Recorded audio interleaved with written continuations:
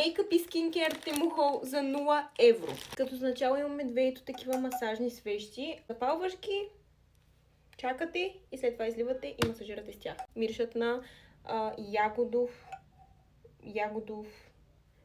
strawberry milkshake. Забравих как е на български.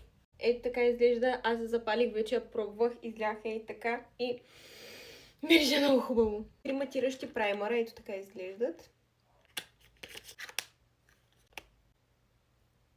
Както казах, би трябвало да матира, както виждате имам две ужасни пъпки, затова имаме след това коректор, ще нанесем основата и след това слагаме коректора. Обаче наистина матира. Лицето ми вече не бляска, освен под очите, стойте. Готово. Не бляска. Изкарва се ето по този начин от тук. И е много удобно между другото. И мирише много хубаво. След това имаме ето този коректор. Защо не фокусира? Който обещава супер готина покривност, така че нека го проверим. Между другото, коректора е доста гъст.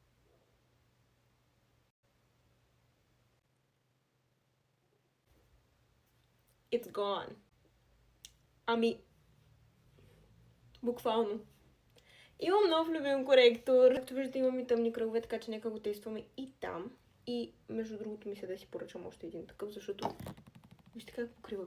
Следващото нещо са ето тези сетове с маски. Маски за лице. Ето. Първи сет, втори, трети и четвърти. Това са от тези колагенови маски, които като си ги сложиш на лицето, са бели и после като седиш, нали, примерно час-два с тях, стават прозрачни, чак тогава трябва да ги махнеш. Обожавам ги! Следващото нещо са 3 опаковки боя за вежди и за мигли. Аз специално за мигли ги взех, ето. Кафява, другото е кафе и третото е черно. Искам да си бъде са миглите черни, понеже не си личат колко са дълги, понеже към края са руси. Другото нещо е спирала. Специално не съм се гримирала за това видео, ето. Понеже се опитвам да не се гримирам толкова и да съм по-натурална, спиралата е кафява и четката се огъва ужасно много.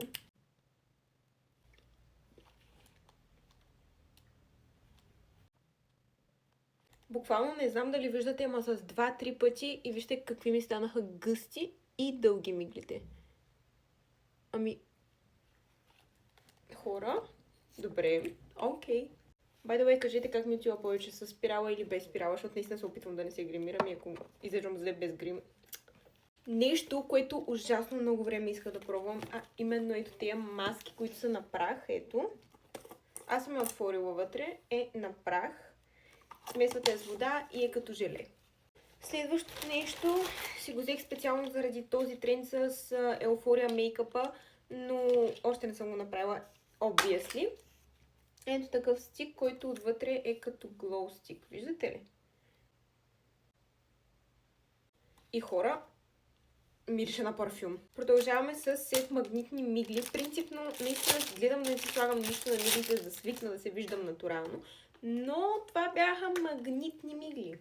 Магнитни мигли. Има си огледалци. И последното, най-интересно нещо е кит, т.е. сет комплект за правене на гланцове. Първо, като го отвориш, мириш на шоколад. Има си ето такава инструкцийка. Цветове за гланца, олио, аромат, блясък, брокат, нали, за смесване, самата базата, спринцовки, такива контейнерчета и бъркалка. Еми хора, даците, ако искате и вие неща за 0 евро, кода ми. Yes. Bye!